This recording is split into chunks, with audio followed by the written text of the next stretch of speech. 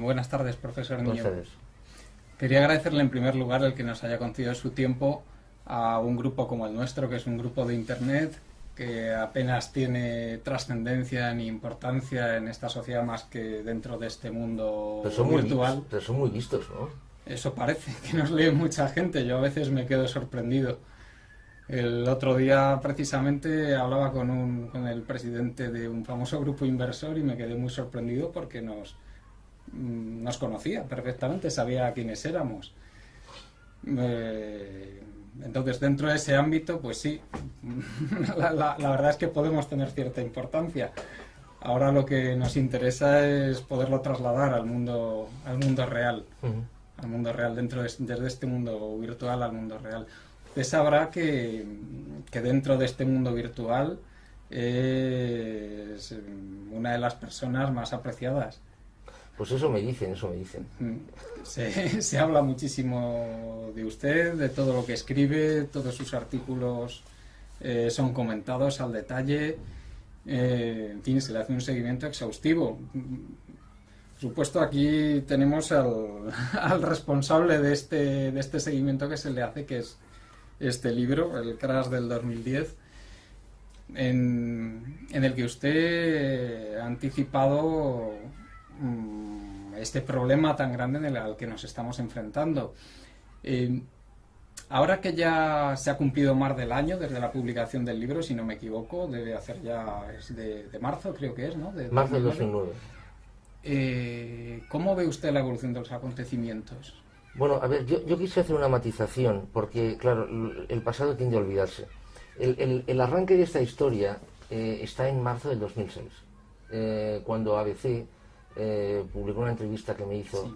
en la que precisamente se llamaba igual que el libro, ¿no? El Crash del 2010. Lo que pasa es que, como decía, la gente tiende a olvidar, y sobre todo tiende a olvidar lo no bonito. Entonces, claro, leer en marzo del 2006 que se aproximaba una debacle, pues hombre, la verdad es que esto a la gente le puso un poco de espaldas. Ahora que nos hemos ido acercando al momento actual, la gente, bueno, pues sí, es verdad, está reaccionando de otra manera. Concretamente su pregunta, ¿cómo lo veo esto? Bueno, esto pues totalmente en línea con esto, es decir, con lo que yo anticipaba. Estamos casi en junio, estamos a mediados de mayo, los planes de ayuda, los planes de estímulo están periclitando. En Alemania el mes pasado se vendieron menos coches, el mes pasado en España se han fabricado menos también. Los ayuntamientos han organizado un fisco monumental porque les habían prohibido el endeudamiento tal. Es decir, estamos viendo que estamos viviendo cogidos las cosas con alfileres. A la que esos alfileres empiecen a caerse, esto se va a derrumbar. ¿Por qué? Porque la base sobre la que se ha sustentado todo esto, pues se ha agotado. O sea, A mí me ha llamado mucho la atención leyendo su libro, sobre todo me ha parecido entender que todo lo fundamenta en que en que hemos llegado al límite de la utilización de los recursos naturales y que eso no permite que la economía siga creciendo como ha ocurrido en los últimos, digamos, 180, 190 años. este es un elemento. El otro es la evolución de la deuda. Es decir, me explico. Esto que viene ahora, entiendo yo que es una crisis sistémica, igual que la del 29 o la del 1875 o 1820. Es decir, cada X tiempo los modelos de funcionamiento se agotan y tienen que ser sustituidos por otros modelos nuevos. Bien, después de la Gran Depresión, se puso en marcha un modelo que ha sido, la verdad, ha sido exitosísimo. ¿Por qué? Bueno, pues porque propició un crecimiento absolutamente espectacular. Ahora, ese crecimiento tan espectacular, a medida que fueron avanzando las décadas, en las décadas me refiero a 50, 60, 70, 80, 90, se fue haciendo cada vez, por un lado, más desperdiciador de recursos, es decir, más malgastador, y por el otro, más dependiente del crédito. Es decir, cojamos el fenómeno más reciente que se ha producido en nuestra geografía. El último boom inmobiliario que ha habido en España Digo el último porque si analizamos los últimos 50 años en la historia de España, siempre que ha habido un boom económico, ha habido un boom inmobiliario. Pero bueno, analizando el último boom económico que ha habido, el último boom inmobiliario que ha habido en España, hubiese sido imposible, absolutamente imposible, si España no hubiese pertenecido al euro. ¿Por qué? Porque si España no hubiese pertenecido al euro, la afluencia masiva de fondos que han propiciado la oleada de créditos que posibilitaron estas compras de vivienda no se hubieran producido. Evidentemente, sí. Entonces, claro, es decir, estos dos pilares, insisto, el crédito y por otro lado el desperdicio de recursos, han propiciado un crecimiento espectacular, genial, fantástico, maravilloso. Yo tiendo a no criticar nunca el pasado, pero claro, que ha llegado a un agotamiento, ya no da más de sí. Es decir, cuando una economía como la española llega a un nivel de deuda del 400% del PIB, es que eso no se sostiene. A ver, podemos dar razones monetarias, financieras, presupuestarias, para que eso no se sostenga, pero es que es un tema físico. Sí, y entiendo que ha quedado claro en su libro que esa era la única forma de crecer. Pero una cosa aún más preocupante que veo yo es que en los países desarrollados, en la mayor parte, yo creo que los paradigmas pueden ser sobre todo España y Estados Unidos, se ha crecido a base de endeudarse con el exterior, de aumentar la deuda exterior neta. Si bien está claro que en España estamos muy cerca o hemos alcanzado ya ese límite de endeudamiento exterior, ¿qué le hace pensar que en Estados Unidos se alcanza ese límite?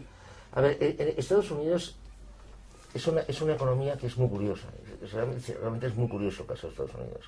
Es una de las economías más endeudadas del planeta. Es una economía que para su volumen tiene una de las tasas de pobreza más altas del planeta. Es una economía en la que el nivel de protección del ciudadano medio es ridículo en relación a su dimensión. Y sin embargo es una economía que es envidiada e idolatrada. Claro, lo que tenemos que preguntarnos es ¿por qué? Bien, el truco, entiendo yo, la enorme ventaja que tiene Estados Unidos, que pienso que se le acaba, ya se le está acabando, es que es el emisor de la moneda en la que se compran los sueños. Es decir, claro, Estados Unidos tiene en su mano la llave, claro, tiene en su llave, en su mano la llave del comercio internacional. Entonces, claro, esto te da mucha cancha, esto te permite muchas cosas. Entonces, claro, ¿en qué cotizan las commodities? En dólares. ¿Cuál es la moneda de refugio universal? El dólar. ¿Cuál es la moneda de valor? El dólar. Claro, es que ellos tienen la llave. Entonces, en consecuencia, todo el planeta le permite muchas cosas a Estados Unidos. ¿Y usted no piensa que les pueden quedar todavía unos años de endeudarse? ¿Piensa que está cerca? No, yo pienso que no. Yo pienso que no. Es decir, yo pienso que no porque, es decir, vamos a ver, ¿cómo lo diría? Estados Unidos es una economía, aunque no lo parezca, muy dependiente, o sea, enormemente dependiente. Entonces, el nivel de su PIB, o sea, sobre su PIB, prácticamente el 70% es consumo. Esto por un lado. Y prácticamente el 65% de su PIB, o más, o el 67%, está generado por los servicios. Entonces, es un país que vive de que le presten. Estados Unidos, para sobrevivir cada día, necesita que por la puerta le entren 2.000 millones de dólares. Sí. Y de momento lo están entrando. De momento lo están entrando. ¿Por qué? Porque existe esta confianza de que a través de este juego dólar tal va a permitir seguir adelante este esquema. Yo entiendo que este esquema se acaba. Y una cosa que me llamó mucho la atención en su libro, que había hecho unos cálculos de cuál podía ser el crecimiento potencial a nivel mundial durante esta época que viene. Entendí que más o menos hasta dentro de unos 50, 60 años. Lo calculó entre el menos 0,5 y el 2,6% aproximadamente, por lo que leí. En los próximos 10 años, no 50, 10 años. Sí. Si es que no quedaba hasta el 2020. No sé si no lo entendí yo bien o no quedaba claro en el libro. Entonces, si estamos partiendo de un PIB potencial que en el peor de los casos quedaría prácticamente nulo, y sabemos que hay países que les va a ir muy mal, como son los Estados Unidos o España o Francia, o usted mismo ha dicho que China también le puede ir bastante mal. Entonces, ¿a qué países les va a ir bien? Porque si a unos les va muy mal, a otros les irá un poco mejor. A ver, yo entiendo que a los países que les va a ir menos mal son los países muy productivos, muy eficientes, muy pequeños, con bajo nivel de población, y aquellos países que por cultura son capaces de pasar con nada. Entre los primeros metería a los escandinavos, a Holanda, Austria, y entre los segundos metería a Japón. Japón demostró que hizo su revolución industrial en prácticamente 35 años, cuando Inglaterra costó 100, que quedó absolutamente destrozado después de la Segunda Guerra Mundial y a base de unas penalidades sin cuento consiguió resurgir de ahí. Japón tiene la ventaja de que existen dos Japones, el Japón exterior y el interior, con todas las inversiones que tiene desplegadas por el mundo. Esto yo creo que a Japón le da mucha cancha, le da sinceramente mucha cancha. Un país que tiene una gran inventiva. Y luego, por otra parte, Inglaterra, no el Reino Unido, Inglaterra, yo pienso que tiene bastantes posibilidades también, porque no está en ninguna parte. Es decir, como dijo el primer ministro de Israel, Inglaterra no tiene aliados, Inglaterra tiene intereses. Es decir, Inglaterra es capaz de irse con quien haga falta. Y además Inglaterra, yo creo que no se les rasgan las vestiduras. Si llegan a la conclusión que hay que expulsar a 10 millones de inmigrantes, los expulsarán. Cosa que en otros países no veo tan claro esto. Una cosa que tienen en común todos estos países que ha mencionado, entiendo, es que son países que tienen sectores tecnológicos muy avanzados. Entonces, veo que el crecimiento, por lo que está diciendo, si los recursos naturales están limitados, va a ser en función de aumentos de productividad y de tecnología. Es decir, yo lo que entiendo es que cuando ya se produzca la recuperación, a ver que el mundo no se acaba, es decir, este nuevo modelo sistémico que se pondrá en marcha, es un modelo que no estará basado en el consumo, no estará basado en el crédito, sino que estará basado, como usted ha dicho, en la productividad y en la eficiencia. Entonces, por ejemplo, en los próximos años estoy convencido que vamos a experimentar la tecnología, sobre todo la biotecnología, y las tecnologías relacionadas con la energía van a experimentar unos avances absolutamente espectaculares. Esta noticia que apareció el otro día de que Craig Venter había conseguido sintetizar una célula, o sea, sí. Esto es espectacular. O sea, las posibilidades que esto tiene, esto lo estoy hablando con técnicos de aquí, son absolutamente alucinantes. Y esto es el inicio del inicio. Entonces, además, va a pasar otra cosa. En momentos de crisis profundas, frenos, incluso éticos y morales, se suavizan mucho para conseguir mayores eficiencias a fin de lograr reducciones de penalidades. Por ejemplo, no sé, me lo invento, un avance biotecnológico que consiguiera incrementar el rendimiento del maíz en un 45%, que hace 10 años podía ser cuestionado, hoy no va a ser cuestionado. Entonces esto va a conseguir avanzar muchísimo.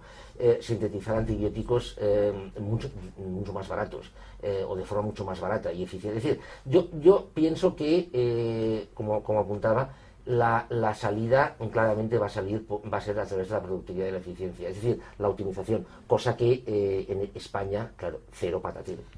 Y una de las cosas que nosotros desde nuestro grupo queremos intentar es tratar de transmitir el mensaje de que en España la población tiene que ser consciente que la única posibilidad que tenemos de no darnos el batacazo, usando la palabra que suele usar usted, que eso es inevitable, sino de luego no seguir con unas perspectivas malísimas, es tratar de que vayan surgiendo empresas basadas en el conocimiento y la tecnología. ¿Usted qué posibilidades ve de que eso vaya surgiendo en España? ¿O de qué forma podría fomentarse eso en España? A ver, cuando habla de España, ¿se refiere a toda España?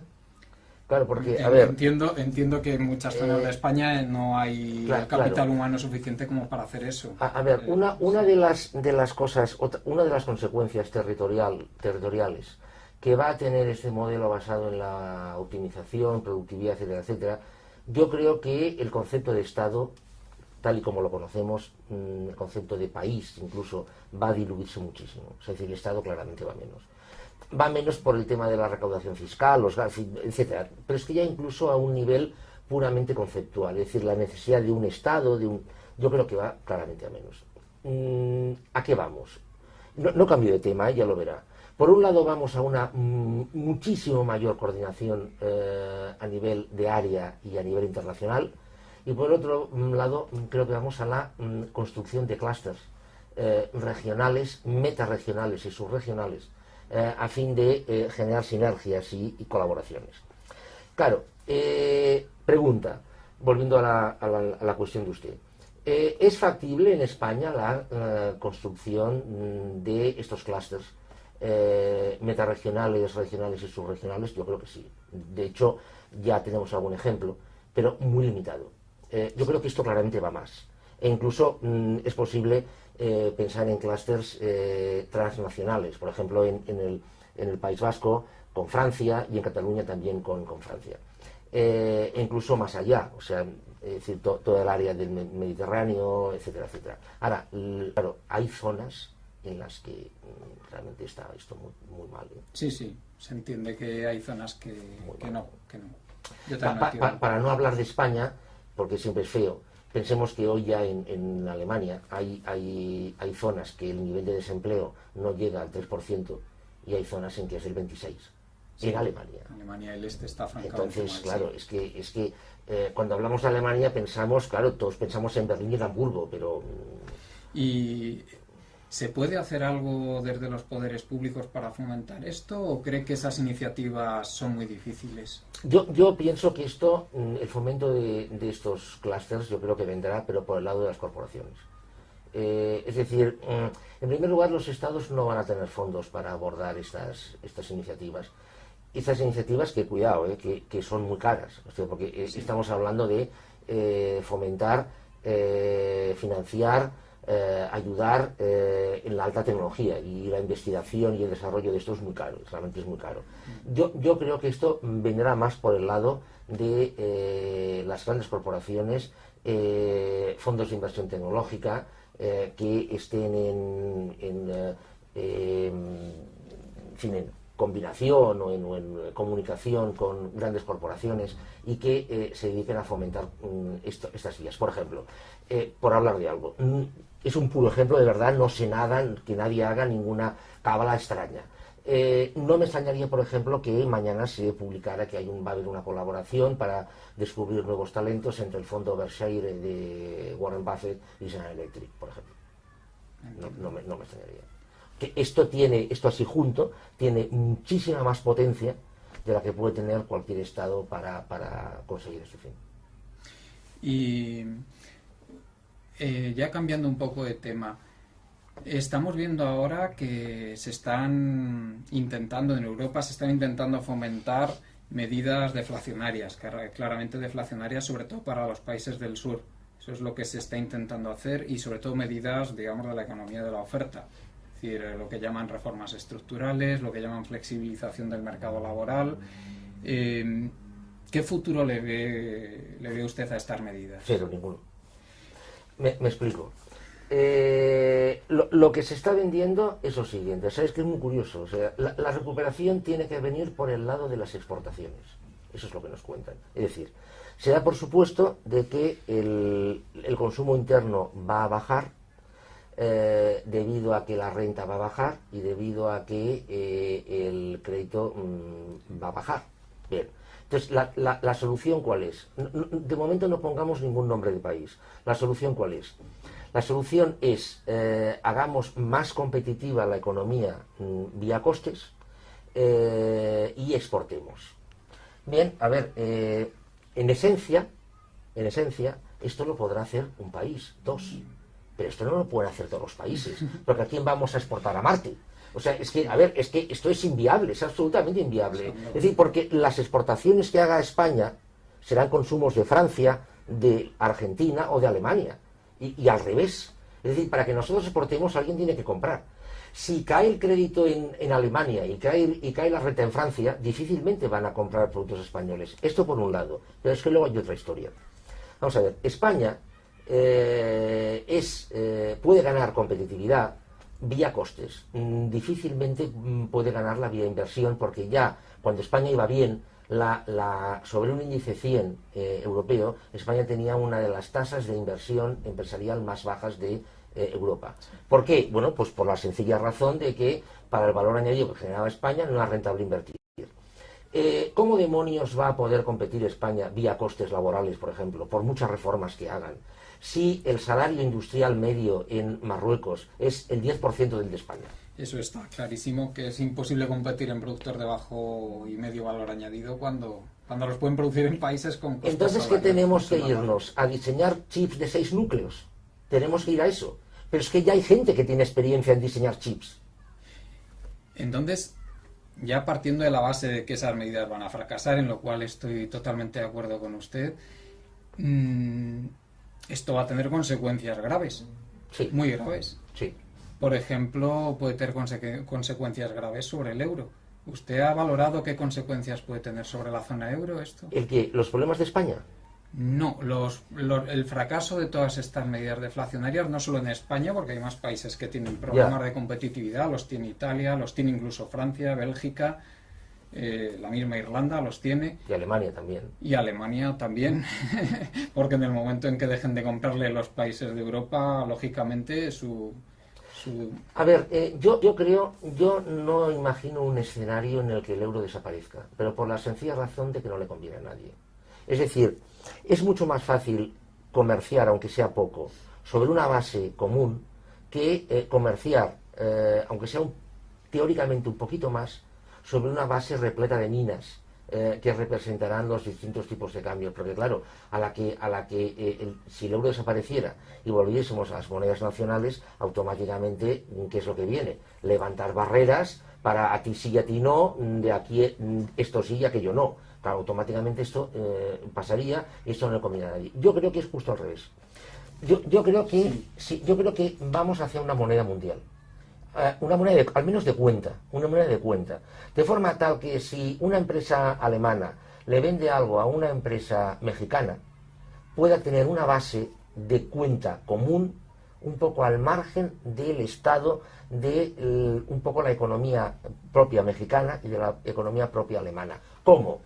Analizando la salud de la empresa mexicana que está comprando y de la empresa alemana que está vendiendo. O sea, una pura moneda de cuenta.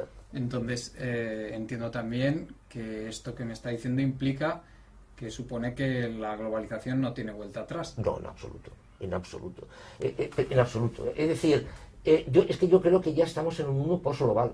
Es decir, la gran tragedia que tienen los países subdesarrollados, mal llamados países en vías de desarrollo, la gran tragedia de las economías subdesarrolladas es que están globalizadas y no lo saben, ni pueden participar en la globalización.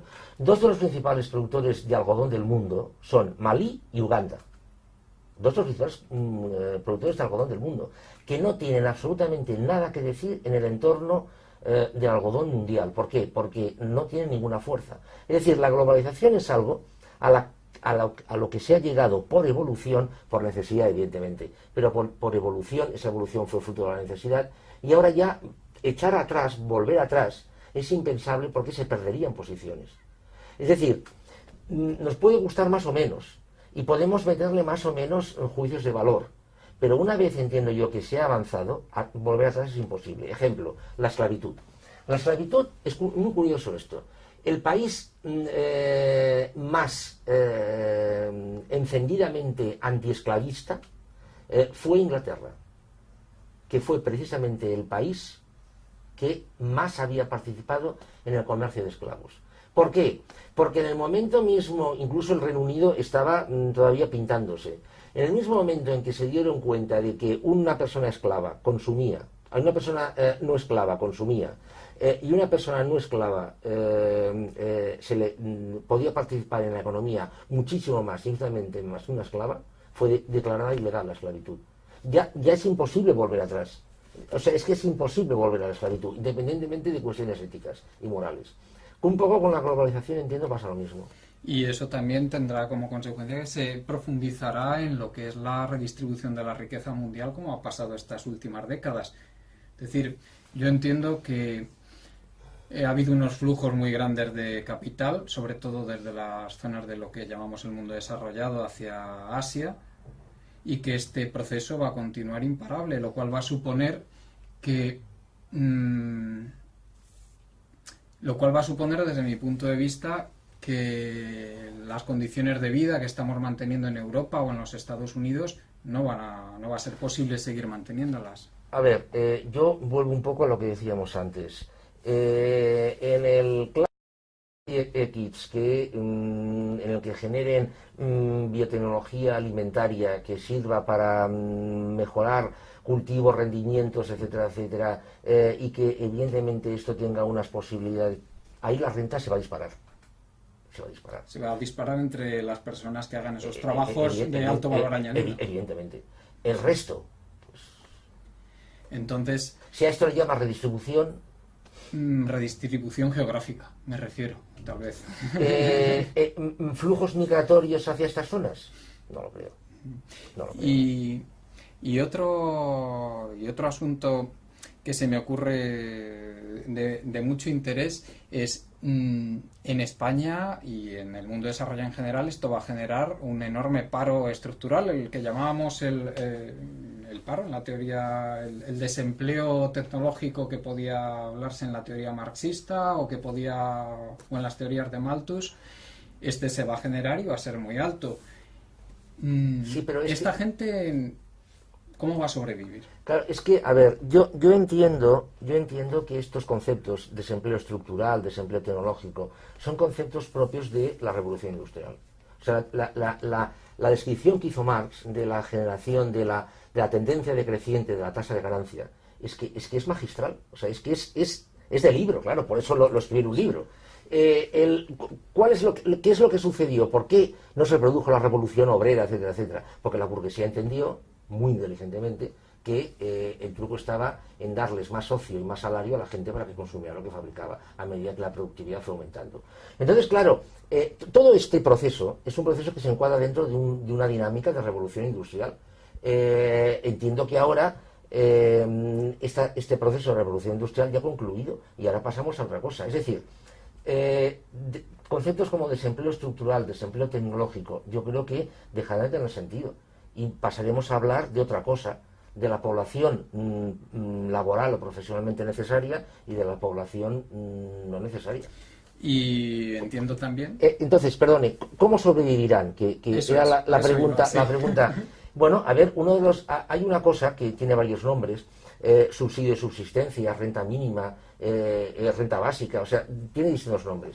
Uno de sus principales expertos, por ejemplo, está en la UB, el señor Raventós.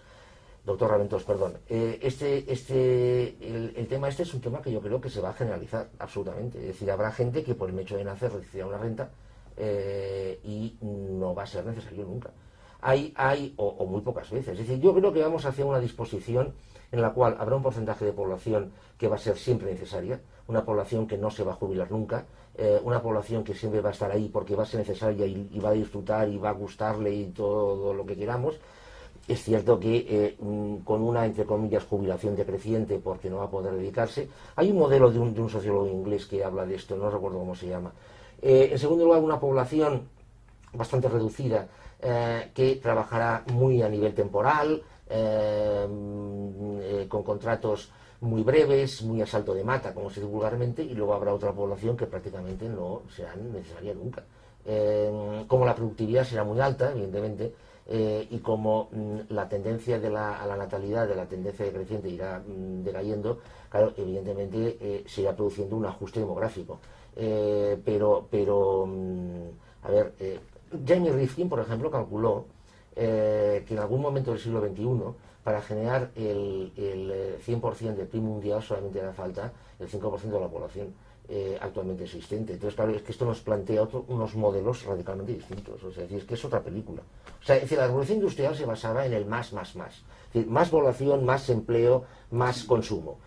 Actualmente no. O sea, este modelo no es esto. Sí, ahora entiendo que podemos aspirar a seguir más o menos estabilizados y a lo mejor, según vaya aumentando la tecnología, ir subiendo un poquito, según vaya aumentando la productividad. Sí, pero algunos.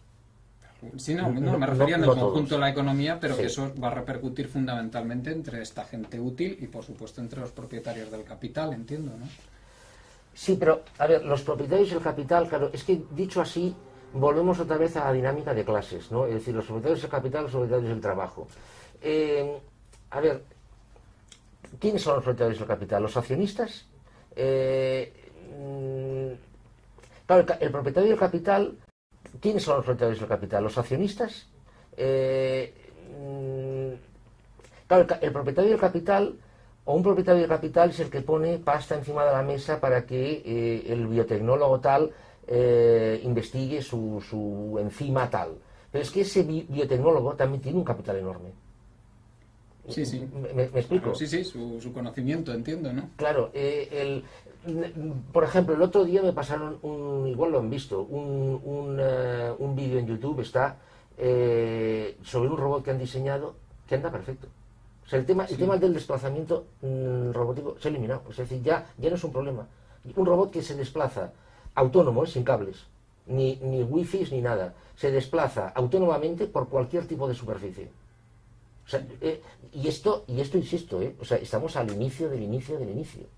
O sea, es decir, las posibilidades de la tecnología son absolutamente brutales. Yo estoy totalmente de acuerdo en eso. Y esto tiene consecuencias.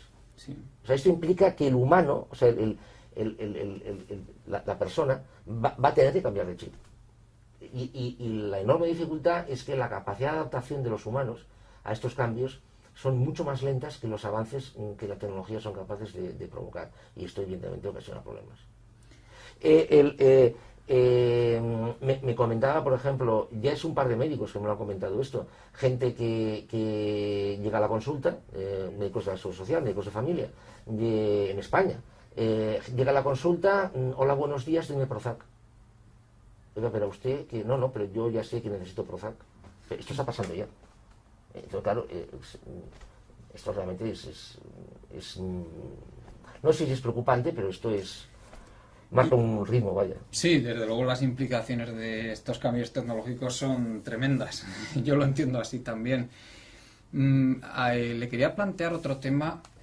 ¿Qué le diría usted a una persona? Vamos a poner dos casos. Primero, una persona de mediana edad, digamos 45 años, que tiene formación, que le es totalmente imposible encontrar trabajo en su formación específica, que ha intentado cambiar de profesión, que aunque ha encontrado trabajo en esa profesión, ha sido un trabajo mucho peor, que se ha vuelto a quedar en el paro y que ahora no encuentra nada. ¿Qué le diría usted a una persona así, que entiendo que va a ser parte probablemente de esta población a la que se refiere usted, que o bien va a trabajar a salto de mata o bien va a ser de la que no es necesaria y que evidentemente va a tener que rebajar sus estándares de vida muchísimo? ¿Qué le diría usted a una persona de estas? ¿Cómo debería orientar su futuro o su vida? Es que de hecho el futuro de esa persona usted mismo ya lo ha orientado. Es decir, con esta radiografía que ha hecho, o sea, ya le ha determinado un futuro. Una persona que va a ir a salto de mata, que ha intentado reciclarse pero que no, que ha encontrado un trabajo pero que ha sido temporal o ha sido hasta la... O sea, es que usted ya le ha pintado la vida. ¿Le daría algún consejo en especial a una persona así? Es que no sé qué decirle, claro, porque claro, si me hubiera dicho, es que es un mega experto en agricultura hidropónica. Entonces esta ya es otra película. Entonces tiene usted el mismo problema que yo. que nos quedamos sin saber qué decirle. Claro, es que ¿qué se le va a decir? O sea, lo único que se le puede decir a esta persona, es que le ha tocado vivir una época en la que sus conocimientos o su estándar o su... Ya no, o sea, es muy bestia esto, ¿eh? Ya sé que es muy bestia. Le he hablado de un caso real, ¿eh? Seguro. No, si casos de estos, yo cada semana estoy en la SER, en la ventana, y llama gente que está en paro. A mí también me escriben mucho. Y entonces, claro, evidentemente, claro, es que no... Hombre, a ver, no es lo mismo esta persona que sea española que sea... sueca, claro, no es lo mismo. En Suecia esta misma persona tiene más posibilidades de las que tiene en España. No es lo mismo que dentro de su tinglado, de su vida, sepa 2 idiomas o no sepa ninguno, además del español me refiero. Claro, es que no es lo mismo. O sea, y el segundo caso que le quería plantear, ¿qué le diría a un joven 18 o 20 años? ¿Qué debería hacer para tener mejores posibilidades vitales. Bueno, a ver, yo casos de estos me cuento cada día porque mis alumnos tienen 20 y 22 años. Y este tema, evidentemente, sale en clase. Una cosa sorprendente que yo me gustaría que, claro, ustedes ahora esta entrevista la van a editar, pero lo que voy a decir, me gustaría que esto no lo quitaran. O sea, me gustaría que esto... a ver, un mito que existe es que los jóvenes son unos despreocupados. Esto es absolutamente falso. Estoy de acuerdo. O sea, es absolutamente falso. Un joven de 20, 21, 22, 23 años está muy, muy preocupado, pero muchísimo, de las expectativas que tiene. Otra cosa es que lo manifieste. Y otra cosa es que lo manifieste adecuadamente. Pero le aseguro que están muy preocupados. Y mis alumnos tienen esta edad. Bien, en segundo lugar, ¿qué le diría? Claro, en primer lugar, que esto en España, se supone que este joven es español, ¿no? Sí. Sí, bien. Claro, un problema que hay en España es que el conocimiento de inglés que tiene la gente es muy bajo, o nulo. Hoy en día se da por supuesto de que una persona tiene que saber inglés, o sea, es que es sí o sí, o sea, no hay más. En segundo lugar, es distinto y cambia bastante, porque en los 45 años es importante, pero en los 22 años o 20 años es fundamental el nivel de formación que tenga. Es decir, no es lo mismo una persona que sea licenciada en música con 22 años que no que tenga una formación profesional mecánica en máquinas de corte de control numérico. Claro, no es lo mismo. O sea, las posibilidades de uno y otro son totalmente diferentes. Los dos son jóvenes, con una edad semejante, pero sus posibilidades son... si es universitario, yo le recomendaría que hiciera un Máster Bolonia para homologar su título con respecto a la Unión Europea. Si no tiene formación universitaria, que tiene una formación a nivel de formación profesional, que intente pulir o sea, que mire aquello que de verdad le guste, intente pulir sus conocimientos por esa vía. Lo de inglés ya lo hemos comentado, y si no tiene ninguna formación, realmente este joven tiene un problema muy grave. O sea, salió un artículo, no recuerdo dónde, hablando de la generación Nini.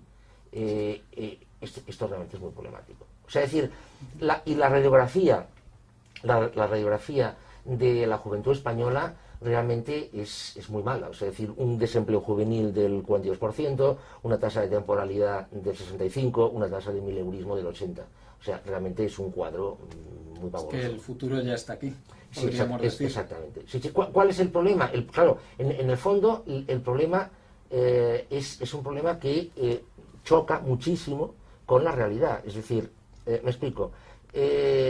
Nos están diciendo que la población española está envejeciendo y nos están diciendo que haría falta rejuvenecer esa población. Nos están diciendo esto cuando en realidad la realidad lo que nos dice es que sobra gente. Es decir, ¿qué es lo que sucede? El mensaje es un mensaje que se adapta a manuales anticuados que no corresponde con la realidad, y el futuro, el manual del futuro aún está por escribir. Claro, en este periodo de transición esto esto choca y se pone de manifiesto en temas realmente muy complicados. Sí, muy complicado esto. Una pregunta que me han encargado de hacerle desde el foro de internet, porque la gente está francamente preocupada. Esto tiene total libertad para contestarme. La gente está muy preocupada por sus ahorros. ¿Qué le recomendaría a las personas hacer ahora mismo con sus ahorros? Ni un problema. Yo respondo porque esa pregunta me la hicieron en TV3 hace 4 días. Y en RACU, que es una emisora de aquí de Barcelona, que es la emisora que más se oye en la franja de la tarde, también me la hicieron. Ni un problema. Yo lo que sugeriría es que la gente, si tiene un plan de pensiones, aquí realmente lo tiene muy negro. Pero si tiene un plan de jubilación o un plan de estos, que lo liquide rápido, pero ya, aunque sea con penalizaciones. Si tiene un amigo que tiene y rescate, y si tiene un amigo que tiene una empresa con una caja fuerte, que coja dinerito y lo meta en la caja fuerte, al menos para aguantar unos cuantos días. Pues 15 días o una cosa así. ¿Por qué? Porque yo estoy convencido que van a haber intervenciones de entidades financieras. Entonces, a nadie le van a robar el dinero, evidentemente, pero cuando pasan estas cosas, durante unos días hay movimiento, hay ajustes, hay incertidumbre. Entonces, bueno, pues tener una disponibilidad, tal. Si la gente, estamos hablando de gente que tiene muchísimo dinero y puede permitirse el lujo de olvidarse durante 5 años de sus ahorros, que yo le sugeriría que comprara futuros de petróleo. Básicamente. Commodities en general, pero sobre todo petróleo. Si busca a corto plazo, una seguridad a corto plazo, vigilando el tema, francos suizos, por ejemplo. Y por lo demás, pues no sé, sí, más o menos. Sí, yo creo que ha contestado bien. Preguntan mucho también por el oro. El oro es curioso, ¿eh? O sea, decir, yo sobre esto he escrito bastante. El oro es un mito, el oro. O sea, a ver, el oro ahora está, me parece que estaba a $1.180. Superó los 1.000 euros hace pocos sí, días. sí. El oro es un mineral cuyo uso industrial es muy limitado. Y que sobre todo porque dices, no, es que tiene un uso industrial terrible. Por ejemplo, el platino, el platino tiene muchísimo uso industrial. El oro no. El uso industrial del oro realmente es muy limitado, sí. Es muy limitado, sí. El oro sobre todo tiene un valor simbólico y un valor ornamental. Y evidentemente un valor refugio. Porque hemos querido que lo tenga. Es decir, ¿quién fija el precio del oro? El precio del oro lo fijan 4 brokers y 3 mineros. O sea, es que la realidad es esta. O sea, lo fijan 4 brokers y 3 mineros. Es decir, una persona que compre 50 gramos de oro no crea ninguna tensión sobre el precio del oro. O sea, el precio, y el oro además tiene un problema que es terrible. Es muy ilíquido. Realmente alguien ha pagado $1.100 por una onza de oro porque en un cuadro decía que este era su precio, lo va a vender y le van a dar lo que quieran darle. O sea, dices, no, le van a dar lo que indique ese cuadro. No. Él ha tenido que comprarlo por lo que ponía ese cuadro. Pero cuando vaya a venderlo, lo va a vender, le van a dar lo que quieran darle por él. O sea, si es lo mismo que... No es lo mismo, pero de alguna manera es lo que ha pasado con los pisos. Yo sé de gente que un tasador oficial le ha tasado el piso en 450.000 euros y han ido compradores y esto está pasando hoy, hoy. Le doy a usted 300.000. Oiga, pero es que el tasador... Oiga, perdón, yo le doy 300.000. ¿Usted los coge o no los coge? A mí, oiga, no me cuente su vida. O sea, si no le interesa, yo muy buenas. Esto está pasando hoy. O sea, pues con el oro va a pasar exactamente lo mismo, entiendo yo. O sea, que lo veo una inversión muy arriesgada. Totalmente. Más que arriesgada, absolutamente dependiente. Pero sobre todo porque es absolutamente ilíquido. A ver, es verdad, y esto en Alemania se dio mucho, en la Segunda Guerra Mundial, judíos escondidos y cosas de estas, situaciones de este tipo, que, por ejemplo, pudieron sobrevivir porque tenían oro y diamantes. Claro, si resulta que el que tiene patatas acepta que por 1 kilo de patatas le des un diamante, pues genial, pero lo ha de aceptar él. ¿Me explico? O sea, no es un valor reconocido. Hoy por hoy un billete es un valor reconocido. Es verdad que en el fondo un billete de 10 euros o de lo que sea, o sea, vale lo que queremos reconocer que valga. Pero claro, a nadie le va a interesar manipular artificialmente el precio de la moneda, porque entonces vendría un cataclismo global. El precio del oro, recordemos por ejemplo que en el año 94, si no recuerdo mal, estaba en $450. Sí. Entonces, ¿qué explica que de $450 haya pasado a 1.100, 1.150? Nada. Una pura especulación. Y en último lugar, yo creo que, no sé qué tal andamos de hora, creo que... Caramba, son las 5 menos 10. Ya tenemos que acabar, ¿no? Una pregunta un poco comprometida. Si usted fuera ministro de Economía, no lo quiera. Que va. En absoluto. Pero vamos a hacer un ejercicio de fantasía. Pero muy fantástica, ¿eh? Sí. Y tuviera plenos poderes... Imposible. Uy, más fantástica todavía, imposible. Más fantástica todavía. Más fantástica, ¿no? ¿Qué medidas tomaría en estos momentos? Automáticamente, pero si tuviera plenos poderes, si no tuviera que dar cuentas a nadie. A nadie. Bien. Automáticamente llamaría a todos los ministros de la Unión Europea y les diría, oye, ¿por qué no hacemos una reunión pasando de toda esta gente, de los primeros ministros y presidentes de gobierno tal, y hablamos un poco en serio de cómo está el tema? Pero pasando de toda la gente, eso es lo que yo haría. Es decir, pongamos sobre la mesa la problemática que tenemos todos. O sea, hay una problemática que tenemos todos, y luego hay todos en general. Y hay otras problemáticas concretas que tenemos cada uno de nosotros. Lo que pasa es que están ligadas las dos. Pero de momento, yo creo que lo que tenemos que diagnosticar es hacer el diagnóstico global de cómo están las cosas. Por esto yo siempre he dicho que la salida de esta crisis va a ser global, va a ser total. O sea, no va a ser individual. Esto que está haciendo cada gobierno de yo recorto esto, el otro recorta lo otro, y yo el impuesto este y el otro sube el otro, esto para mí es una tontería. O sea, no llega a ninguna parte porque la posición de francotirador hoy en día no va. Es decir, una palabra, esto es seguir utilizando el modelo antiguo. ¿Usted ve que ahora mismo no hay un plan coordinado, que se van poniendo parches o...? Lo del crédito de los ayuntamientos, no, eso es el acabose. O sea, sale la ministra Salgado sale en el BOE el que los ayuntamientos no van a poder pedir créditos tal. Y luego al día siguiente, por Dios, es que eso es de chiste. O sea, es de chiste. O sea, yo creo que un poco, al menos en España, se va gobernando en función de la respuesta de las medidas. O sea, se grita mucho, cambian un poquito. Se grita menos, siguen. Gritan aquellos, cambian aquello. Los otros dicen pío, cambian la otra cosa. O sea, no hay un plan. A ver, también es cierto que en su descarga, en la descarga del gobierno, yo pienso que es imposible tomar un plan. Individualmente es imposible. ¿Y usted cree que a nivel de los dirigentes políticos españoles o europeos o mundiales incluso hay plena conciencia del problema al que nos enfrentamos? Sí, tanto, sí, seguro.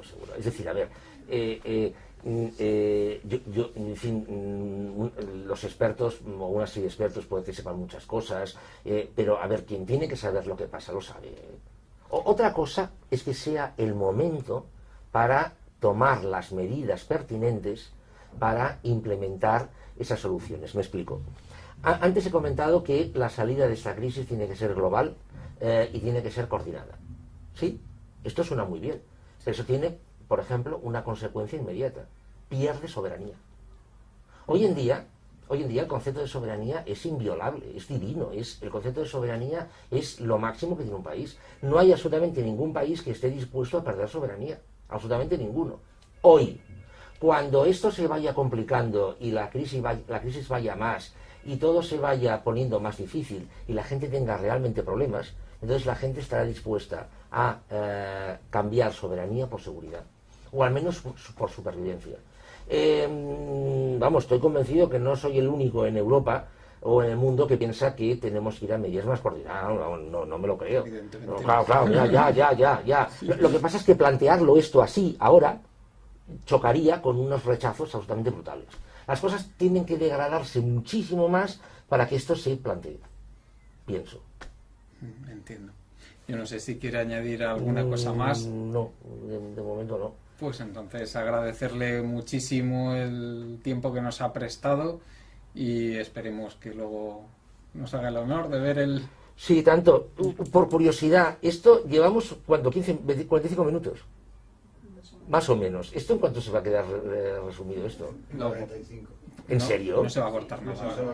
No se va a cortar nada. Nada. La madre de Dios. Ni lo que están hablando ahora. Exacto.